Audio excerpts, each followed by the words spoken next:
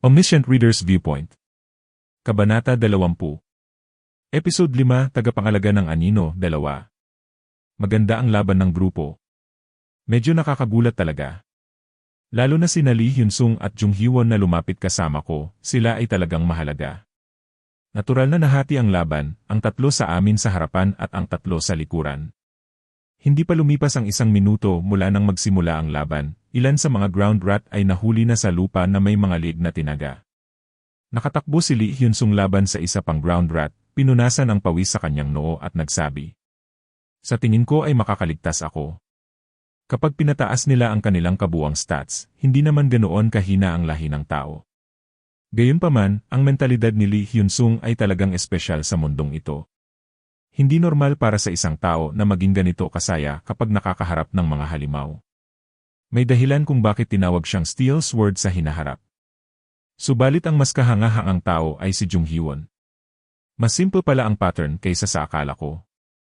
Marahil ito ay dahil sa kanyang kendo skill, ngunit sa tuwing hinahampas niya ang kanyang espada, ang ground rat ay napuputol sa ilang bahagi ng kanilang mga binti o buntot. Hap! Isang pagkakataon kung saan inilalaan ni Jung Hee-won ang karamihan sa kanyang coins sa lakas. Bumababa ang kanyang tibay dahil dito, ngunit mas mahusay ang lakas ng isang suntok kaysa sa aking inaasahan. Huwik! Ang kanyang espada ay umabot sa hangin sa isang nakakatakot na paraan. Nakatakas ako ng isa. Pakiusap! Ang kanyang boses ay nanginginig habang nagsasalita siya. Ang tanging kahinaan niya ay mababa ang kanyang stamina, kaya bumababa ang kanyang tibay. Ang mga ground rat na kumilos sa pagitan ng mga miyembro ng grupo ay medyo matalino. Matapos ang tagumpay na ikalat ang mga ranggo, tumakbo sila patungo sa kalaban na mukhang pinakamahina gamit ang instinct ng isang manghuhuli. Bahala na ako. Ngunit hindi alam ng mga ground rat na napili nila ang maling kalaban. Piyok! Isang pabilog na kagamitan na itinapon ng mga kamay ni Lee Gilyaong ang tumama sa ulo ng isang ground rat. Kulang ang epekto dahil siya ay bata, ngunit sapat na ito. Ang iba ay maaaring tumulong sa kanya upang tapusin ito. Puk! Ang spear ni Yosanga ay tumusok sa katawan ng ground rat. Ang ground rat ay umikot ng ilang beses. Naguluhan si Yosanga, ngunit hindi niya inalis ang kanyang kamay mula sa spear. Nawala ang lakas ng ground rat at bumagsak. Sinasabi ko, nahirapan ako sa pag-aakala na mahihirapan si Yosanga, ngunit talagang nagulat ako. Karaniwan, normal na magpanik tulad ni Han Myung-won na nakatayo rito. Yuh! Habang ang mga tao ay nahihirapan, isang tao ang nagtatago sa likuran. Hindi niya nga kayang magtago ng maayos at may dugo sa paligid ng kanyang mga binti. Tinaga ko ang huling ground rat gamit ang thorn at naging tahimik ang paligid. Ibinuhos ko ang dugo mula sa thorn at tumingin sa lahat. Lahat ay may mga minor na gasgas maliban kay Han Myung-won, ngunit walang malubhang pinsala. Isang mahusay na unang tagumpay. Narelax si Yosanga at Lee Gilyaong at umupo, habang si Lee Hyun-sung ay nagtusok ng kanyang spear sa lupa at pinunasan ang pawis sa kanyang noo. Nagsisi si Jung Hee-won habang binibilang ang bilang ng mga ground rat sa paligid. Doc Jasi, ilang nakuha mo? Sa 4. Che, nakapatay ako ng 2. Nakuha ko ang 3. Nagtataka ako, may kaunting pride na naapektuhan nang marinig ko ang mapagmalaking pahayag ni Lee Hyun-sung. Isang pagkakaiba lang sa kabila ng aking stats. Gumamit ako ng skill at tiningnan ang attribute window ni Lee Hyun-sung. Panandang pandagdag. Impormasyon sa tauhan. Pangalan, Lee Hyun-sung. Edad, 28 taon. Konsilyador na tagapagtaguyod, Master of Steel. Pribadong katangian, sundalong umikli ng paningin sa umano, pangkalahatan. Eksklusibong mga kakayahan, bayonet skills Lee, 2, camouflage Lee, 1, patience Lee, 1, sense of justice Lee, 1, weapons training Zi, 2. Stigma, Great Mountain Push A, 1. Kabuang stats, stamina Lee, 12, strength Lee, 9, agility Lee, 9, magic power Lee, 6. Kabuang pagsusuri, ang sandali ng ebolusyon ng katangian ay unti-unting papalapit. Ang tiwala ng tao sa iyo ay considerable. Ang sponsor sa likod niya ay nag-aalala tungkol sa iyo. Ang starter pack ay kasalukuyang naangkop. Ang starter pack. Ito ang dahilan kung bakit siya malakas. Mukhang gusto ng Master of Steel si Lee Hyun-sung. Ang starter pack ay isang package ng coins na magagamit kapag ang average na kabuuang stats ng Incarnate ay mas mababa sa level 1-0. Ito ay isang magandang item na nagpapahintulot sa iyo na matutunan ang weapons training, isang kapaki-pakinabang na kasanayan sa simula, habang pinapataas ang antas ng kabuuang stats ng isa. Isaalang-alang ang katotohanan na karamihan sa mga Incarnate ay sinasamantala para sa wala, si Lee Hyun-sung ay swerte na nakatanggap ng starter pack. Doc Jasi, mukhang hindi maganda ang iyong kutis eh. Wala. Nag-iisip lang ako sandali. Ngayon ako ay medyo naiinggit sa totoo lang, mayroon akong pera para bilhin ito. Hindi ko ito binili. Ang average stats ko ay lumampas sa level 1-0 kaya't ang pagbili nito ay makakasama lang sa akin. Binuksan ko ang Dokaibi bag ng maaga. Magtipon tayo ng mga ground rat. Kailangan nating ihanda ang pagkain ngayong araw. Sa totoo lang, paano natin ito lulutuin? Hindi natin ito maaring kainin ng ganyan. Hindi natin ito makakain ngayon, ngunit magkakaroon tayo ng paraan. Inisip kong masyadong kalmado ang aking sagot. May katahimikan sa mga miyembro ng grupo. Si Lee Hyun-sung ang unang nagsalita. Pasensya na, nais ko sanang magtanong ng isang bagay. Doc Jasi, baka alam mo ang tungkol sa sitwasyong ito. Oops, nagkamali ako. Bigla kong naalala ang mga regressor sa nobela na nabasa ko, kasunod ang mga salita ni Yoo Jong-hyuk. Ganito ang pakiramdam ng isang regressor. Karaniwan, ang mga ganitong bagay ay nangyayari sa isang regressor. May ilang sagot na pumasok sa isip. Maaari kong walang hiya na sabihin na ito ay isang hunch o pwede kong lokohin tulad ni Yoo Jong-hyuk. Ang konsilyador na secretive plotter ay inaasahan ang iyong pagpili. Ilang konsilyador ang nag-aantay sa iyong sagot. Ngunit mula sa pananaw ng isang mambabasa, ang pinakamahusay na sagot ay Ito ay upang lumikha ng isang sitwasyon kung saan hindi ko kailangang magsalita. Ang konsilyador na secretive plotter ay tumango sa iyong pagpili. May isa pang natitira. Sumigaw si Jung Hee-won at tumakbo si Lee Hyun-sung. Gayunpaman, ang galaw ng nakatagong mga ground rat ay mas mabilis kaysa sa sinuman. Mas malaki ito kaysa sa ibang mga nilalang. Save me! Hinila nito si Han Myung-oh sa isang lagusan sa pamamagitan ng isa sa kanyang mga binti. Ang pinakamalapit na si Yo Sang-ah ay umikot ang kanyang spear, ngunit lalong lumala ang sitwasyon dahil si Han Myung-oh ay humahawak sa kanya. Hawakan mo ito. Omniscient Reader's Viewpoint. Ibinigay ni Lee Hyun-sung ang hawakan ng kanyang spear, ngunit ito ay tumama lamang sa lupa. Ang ground rat at ang dalawang tao ay nawala na sa lupa.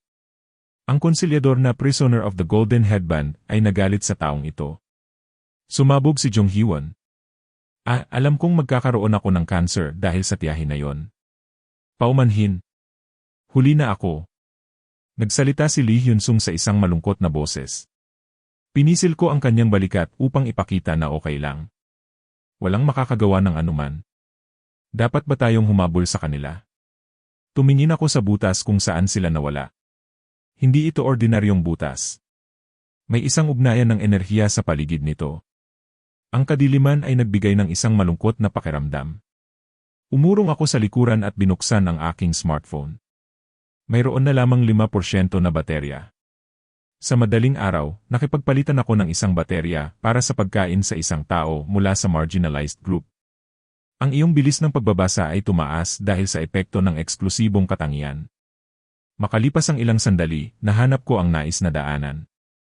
Ang Edge of Darkness ay tirahan ng mga ground rat at isang uri ng subspace na umuusbong mula sa dark root. Ang mga ground rat na humihinga ng itim na ether sa halip na oxygen ay hindi lumalaki ng natural maliban kung sila ay malapit sa Edge of Darkness. Isang katotohanang alam ko ng bahagya, ngunit mahalagang balikan ito. Tama nga. Ito ang pasukan sa Edge of Darkness. Binasa ko ito at inilagay ang smartphone sa aking bulsa. Doc Jasi. Tumingin si Lee Hyun-sung sa akin na may frustradong ekspresyon. Tumango ako. Papasok tayo. Ngunit delikado talaga na pumasok na may maraming tao. Si Lee Hyun-sung si at si Jung Hee-won si ay mananatili dito sa hangganan. Kung may mangyari, bibigyan ko kayo ng signal. Nagulat si Jung Hee-won at nagtanong. Sigurado ka bang hindi mo balak na pumasok kasama lamang si Gilyaong? Makakatulong ang kakayahan ni Gilyaong sa pagtugis sa kanila. Nang sinubukan niyang tumutol ng malakas, itinaas ko ang isang kamay at tinawag si Lee Hyun-sung. Lee Hyun-sung Sai. Si Jung Hee-won-si ay hindi nasa magandang kondisyon kaya't mangyaring alagaan siya. Mukhang naisip ni Lee Hyun-sung ang bagay na ito. Naiintindihan ko. Sandali. Ayos lang ako. Jung Hee-won, maganda ang tiwala pero huwag maging pabaya. Hindi pantay ang paghinga ni Jung Hee-won. Hindi pa siya lubos na nakabawi mula sa nakakalason na ulap. Iniwan ko ang dalawang tao at pumasok sa butas kasama si Lee Gilyaong. Maliwanag na isang butas ito na hinukay ng pababa sa isang patayo na anggulo. Ngunit sa sandaling pumasok kami, nagawa naming tumayo na parang may epekto ang gravity. Dahil ito sa kapangyarihan ng mahika na inilalabas ng Edge of Darkness. Dito. Sobrang dilim na hindi ko makita ang anuman, kaya't nakasunod lamang ako kay Lee Gilyaong. Ang itim na ether ay may katangian ng pagsipsip ng liwanag, kaya't walang silbi ang flashlight. Kung hindi dahil sa kakayahan ni Lee Gilyaong na diverse communication, baka kailangan kong gumamit muli ng coins. Excuse me, Hyung. Tinawag ni Lee Gilyaong ako. Ginawa mo ba ito ng sinasadya? Ano? Nang hawakan ng tiyuhin na yon si Noona at Adjosi, pinabayaan mo lang. Nagkaroon ako ng sandaling pag-aalinlangan. Sa dilim, kakaiba ang mga daliri ni Lee Gilyaong. Bago ko maitanong kung paano niya nalaman, nagsalita si Lee Gilyaong.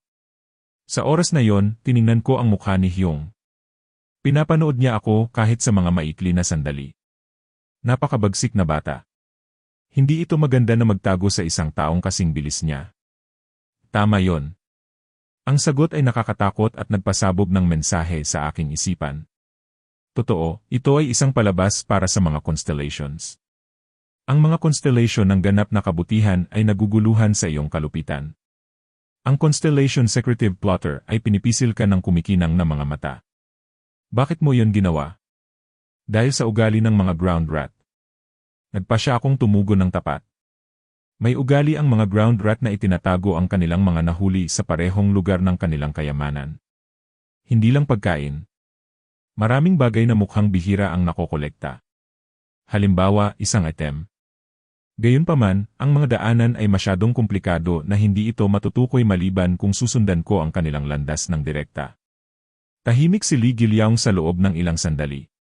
Nagpatuloy akong magsalita. Inaasahan kong dadalhin nila si Han Yungo. Hindi ko inasahan na hahawakan niya si Yosanga. Kung ganoon, ang layunin mo ay hindi iligtas si Noona o Adjosi, kundi ang mga item. Na-disappoint ka ba? Hindi. Mahigpit na hinawakan ni Lee Gilyaong ang aking daliri. Hindi dapat magbiro si Hyung. Kung ganon si Hyung, hindi mo sana ako nailigtas sa subway. Nagtitiwala ako sa iyo. Hindi kumilos si Lee Gilyaong tulad ng isang bata, ngunit siya ay isa pa ring bata.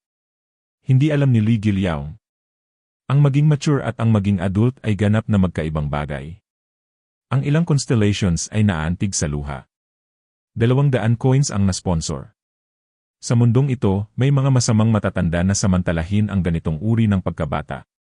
Mas mahaba ang butas kaysa sa inaasahan ko at kailangan naming bumaba ng mahabang panahon. Hyung. Hyung, ikaw ba ay isang Diyos?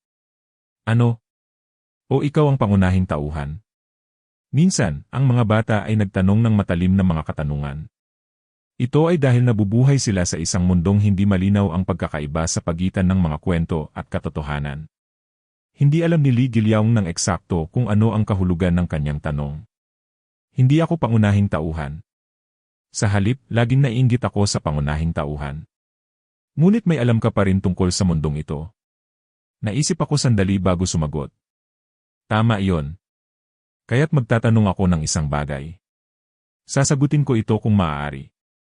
Kapag nalampasan na natin ang lahat ng mga senaryo, makakagawa ba tayo ng isang hiling? Wish? Naging medyo magulo ako. Karaniwan, may gantimpala sa dulo ng mga kwentong ito. Sa dulo ng kwentong ito, mayroon bang ganito? Sa dilim, nanginginig ang paghinga ni Lee Gilyaong. Ang ekspresyon ni Lee Gilyaong nang makita ang kanyang yumaong ina ay biglang pumasok sa isip ko.